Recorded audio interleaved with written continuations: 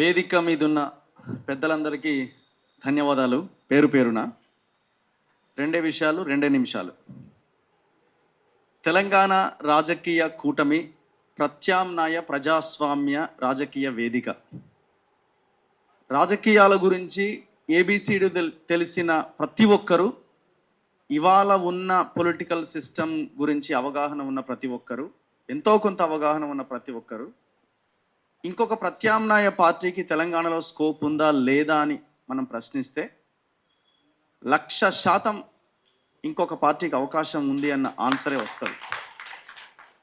ఎందుకు వస్తుంది ఆన్సర్ అంటే, ఇప్పటి వరకు పరిపాలిస్తున్న బీఆర్ఎస్ఆ, కాంగ్రెసా, బీజేపీనా, వాళ్ళతో ఒక్కొక్క పార్టీతో ఒక్కొక్క అలయన్స్ పెట్టుకున్న కమ్యూనిస్టుల, వీళ్ళు వాళ్ళ యొక్క సిద్ధాంతాలని, విధానాలని గాలికొదిలేసి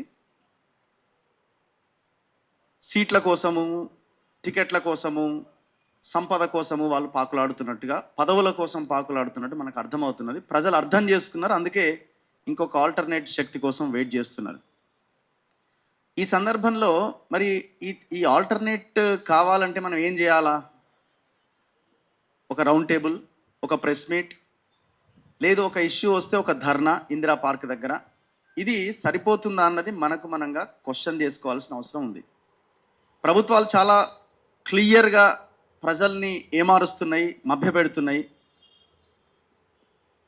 రోజుకొకటి, నెలకొకటి, వారానికి ఒక ఈవెంట్ లాగా, క్యాటరింగ్ వాళ్ళు ఉదయం ఒక ఈవెంట్, సాయంత్రం ఒక ఈవెంట్ చేసినట్టు ఈ ముఖ్యమంత్రి, గత ముఖ్యమంత్రి, ఎవరు పరిపాలిస్తున్న ప్రతి ఒక్కరు కూడా ఈవెంట్స్ చేస్తున్నారు. గ్లోబల్ సమ్మిట్ అంటాడు ఒకరోజు, ఇంకో రోజు మూసీ దగ్గర గాంధీ విగ్రహం అంటాడు, ఇంకో రోజు ఇంకోటి అంటాడు. ఈ ఈవెంట్లలో పడి మనం కొట్టుకపోతా ఉన్నాం. సో వాళ్ళు ఈవెంట్స్ చేసినట్టు మనం కూడా రాజకీయ పార్టీ పెడుతున్నాం, మేమే ఆల్టర్నేట్ కాబోతున్నామని మనం కూడా ఈవెంట్సే చేస్తున్నామా? ఒక్కసారి మనం ఆత్మపరిశీలన చేసుకోవాలి. సో ఆ దిశగా మనం ప్రయాణం చేస్తే మనం గోల్ రీచ్ అవ్వడం కాదు, 2 అడుగులు కూడా మనం ముందుకు వేయలేం. ఇప్పుడున్న రాజకీయాల్లో నిజాయితీ గల వాళ్ళు, హానెస్ట్ గల వాళ్ళు, ఇప్పుడు మనమంతా నిజాయితీ, హానెస్ట్ ఉన్న వాళ్ళే, త్యాగం చేసిన వాళ్ళు, పోరాటం చేసిన వాళ్ళే ఉద్యమకారులు ఇక్కడంతా కూర్చున్నారు. ఇప్పుడున్న రాజకీయాలు ఎట్లున్నాయి? టోటల్గా పొల్యూట్ అయి ఉన్నాయి. అది ఒప్పుకోవాల్సిందే. రాజకీయ పార్టీలు, రాజకీయ నాయకులు వ్యవస్థని పొల్యూట్ చేశారు.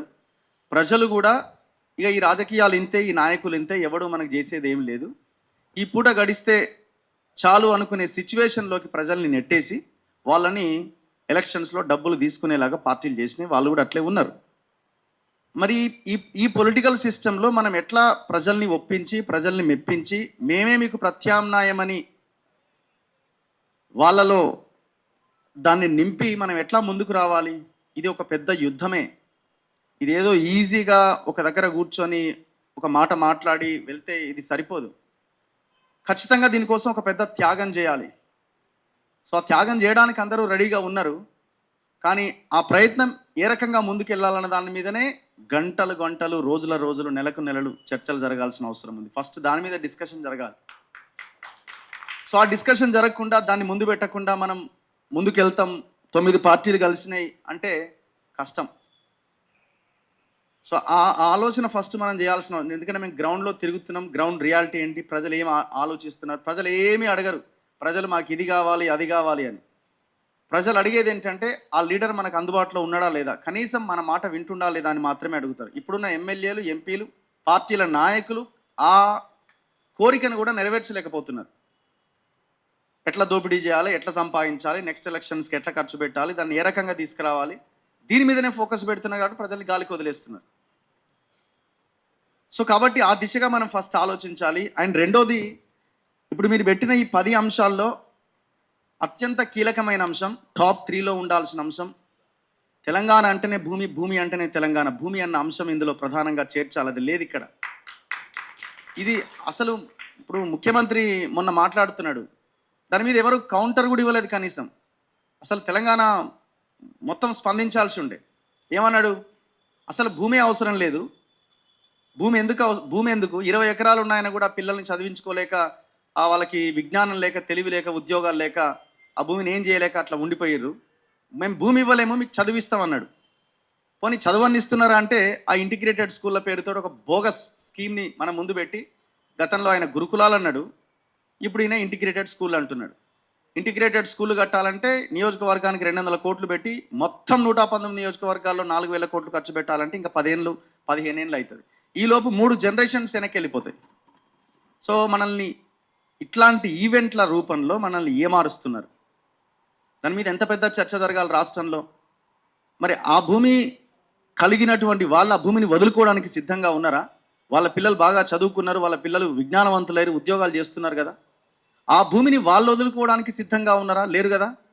అదే భూమిలో రియల్ ఎస్టేట్ వ్యాపారం చేస్తున్నారు, ఇంకా భూములు కబ్జాలు చేస్తున్నారు. మన ఉన్న ఎకరమో 2 ఎకరాల గుంటో 2 గుంటలు ఉన్న మన దగ్గర ఉన్న భూమిని కూడా కబ్జాలు చేస్తున్నారు.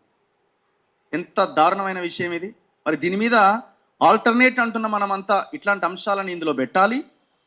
ఇట్లాంటి అంశాల మీద ఒక పెద్ద యుద్ధమే జరగాలి. మేము నిన్న ఖమ్మం పట్టణంకి వెళ్ళినాం. ఖమ్మం టౌన్లో కలెక్టరేట్ ఆఫీస్కి జస్ట్ ఒక 500 మీటర్స్ కూడా ఉండదేమో, నడుచుకుంటూ వెళ్ళిపోవచ్చు. వెలగమట్ల, ఖమ్మంలో ఎవరైనా ఉంటే అది ఐడియా ఉంటుంది. వెలుగుమట్ల అన్న గ్రామం ఇది, కలెక్టరేట్ దగ్గర. 2014కి ముందు అక్కడ భూదాన్ యజ్ఞ బోర్డు దాదాపు 1895 మందికి ఇళ్ల స్థలాల పట్టాలు ఇచ్చింది. 1895 అంటే దాదాపు 1900 మంది. 1900 మంది పట్టాలు ఇస్తే రెవెన్యూ కానీ గవర్నమెంట్ కానీ వాళ్ళు ఇల్లు కట్టుకోవడానికి ఇంతవరకు అవకాశం ఇవ్వలే. ఎంత దారుణమైన పరిస్థితి అంటే, నిన్న రాత్రి మేము ఈ రిటైర్డ్ ఎంప్లాయీస్ సంబంధించిన ఒక ఆయన రిటైర్డ్ ఎస్ఐ చనిపోతే ఆ ఇంటికి వెళ్ళి అక్కడికి వెళ్ళేసరికి మాకు రాత్రి 9 అయింది. ఈ క్షణం వరకు వాళ్ళకి కనీసం పవర్ లేదు, వాటర్ కూడా లేదు. ఎక్కడ బతుకుతున్నాం మనం? ఖమ్మంలో ఉన్నాం. ఖమ్మంలో 3 మంత్రులు ఉన్నారు.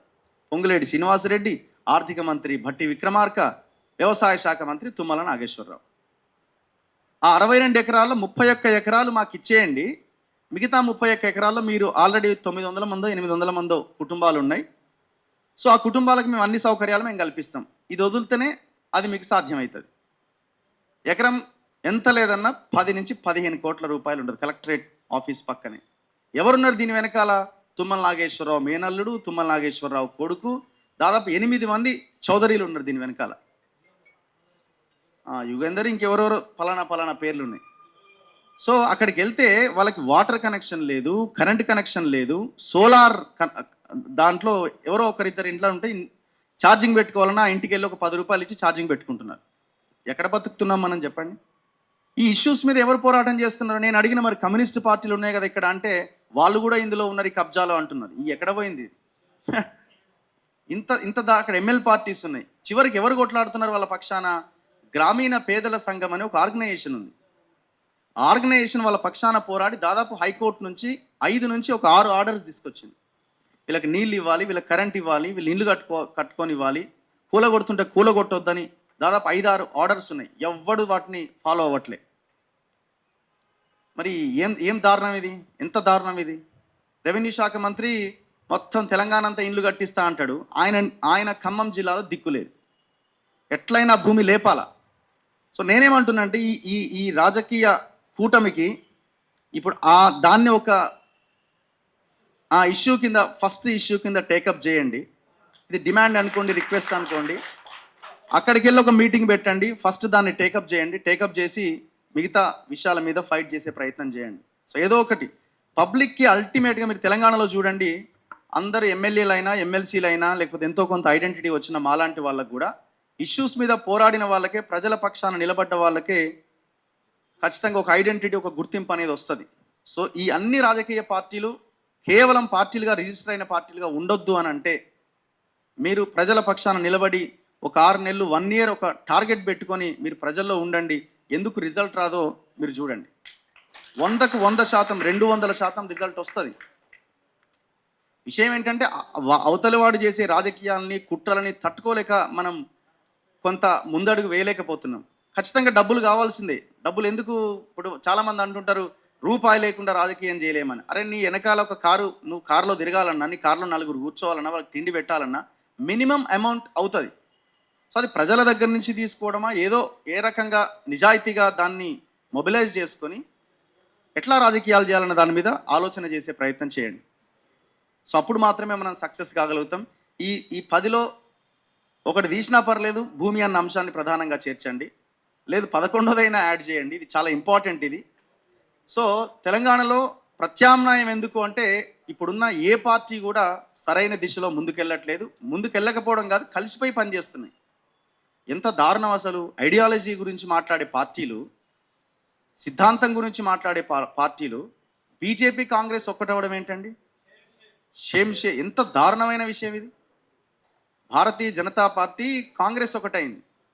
ఒకటవ్వడం వల్ల ఒక జిల్లా అయినా ఒక జిల్లాని తిట్టుకుంటున్నారు ఆ నాయకులు ఎట్లా ఒకటైంది మీరు అని. చివరికి అది మన మీదకి కూడా వచ్చింది. ఎట్లా ఈ వ్యవహారం అని మనం క్వశ్చన్ చేస్తే మన వర్గాలకు చెందిన బండి సంజయ్ కేంద్ర మంత్రి నా మీద దుష్ప్రచారం చేసే ప్రయత్నం చేస్తున్నాడు. ఎక్కడున్నాం మనం? నువ్వు నీ తప్పును సరిదిద్దుకొని అడుగు ముందుకేయాల్సిన వాడివి, మాలాంటి వాళ్ళు మాట్లాడిన దాన్ని ఉపయోగించుకున్న వాడి చివరికి మా మీదనే యుద్ధం ప్రకటిస్తున్నావు. సో అందుకే మనోడెవడు అవతలోడెవడు. ఇప్పుడు ఆయా పార్టీలో ఉన్న బీసీలందరూ మన వాళ్ళే, ఆయా పార్టీలో ఉన్న ఎస్సీలందరూ, ఎస్సీ నాయకుల గురించి చెప్తున్నా, నాయకులందరూ మన వాళ్ళే, ఆయా పార్టీలో ఉన్న ఎస్టీ నాయకులందరూ మన వాళ్ళే అనుకుంటే పొరపాటు. కొంతమంది చెంచాలు కూడా ఉంటారు, వాళ్ళని మనం కనిపెట్టి ముందుకు వెళ్ళాల్సిన అవసరం కూడా ఉన్నది. ఏం చేయగలుగుతాడు బండి సంజయ్? నన్ను ఏం చేయగలుగుతాడు? నీ పార్టీలో ఉన్న వాళ్ళ నాయకులను తిట్టినట్టు కాదు కదా ఇక్కడ. మీ సేనలు మమ్మల్ని పీకేది కానీ చేసేది కానీ ఏమీ లేదు. సింపుల్. ఎందుకు మాట్లాడాల్సి వస్తుంది అని అంటే, ఇంత కష్టపడుతున్నాం మార్నింగ్ నుంచి నైట్ వరకు. మేము ప్రజల పక్షాన నిలబడి ఎక్కడి ఖమ్మము, ఎక్కడ ఆదిలాబాదు, ఎక్కడి జిల్లాలు, ఎక్కడి తిరగడాలు, మళ్ళీ విపరీతమైన తీవ్రమైన అలిగేషన్స్. ఓ వీడు ఇంత సంపాదించు అంత సంపాదించు, వానితో డీల్ వీనితో డీల్. అరే భూమి గురించి మాట్లాడితే డీలు. మీరు మాట్లాడరు, మీకు చేత కాదు. అడుగు పెట్టిండ ఎవడైనా ఒక భూమిలో? 340 ఎకరాల ఒక భారీ వెంచర్లో మేము అడుగుపెట్టి వాడి లెక్క మొత్తం తెలిస్తే వాడి వాళ్ళ దాదాపు 500-1000 కోట్ల రూపాయలు నష్టపోయిండు. వాడు చెప్పుకుంటున్నాడు ఇంత నష్టమైంది నాకని. వాడు నష్టం కావాలని కాదు, కానీ ఆ భూమి దాదాపు ఒక 30 ఎకరాల అసైన్డ్ ల్యాండ్, 30 ఎకరాలు ఇంటూ 40 కోట్లు వేసుకున్నా అది వాళ్ళ గవర్నమెంట్కి మిగిలింది. అక్కడ వెళ్ళి ఎంఆర్ఓ ఇది అసైన్డ్ ల్యాండ్ అని ప్రకటించండి. ఇది మా సక్సెస్. ఏ దాని మీద మేము ఆపలేదే, ఏ ఒక్క వీడియో డిలీట్ చేయలేదే. ఇంత ట్రాన్స్పరెంట్గా పనిచేసిన తర్వాత కూడా ఇన్ని రకాల ఆరోపణలు వస్తున్నాయి. అయినా భయపడేదే లేదు. సిస్టమ్ అట్లున్నది. అన్నింటిని ఎదుర్కోవాల్సిందే, అడుగు ముందుకేయాల్సిందే. ఎన్ని అలిగేషన్స్ పెట్టినా, ఎంత చేసినా ఈ పోరాటాన్ని మాత్రం వదలదు. ఆ దిశగా మనం ఫైట్ చేస్తేనే ఇగో ఈ కూటమైనా ఇంకోటైనా మనం ఒక ప్రత్యామ్నాయ శక్తిగా ఎదగడానికి అవకాశం ఉంటుంది. సో దయచేసి ఆలోచించాలని కోరుకుంటున్నాం. నాకు అవకాశం ఇచ్చిన పెద్దలందరికీ ప్రత్యేకంగా ధన్యవాదాలు.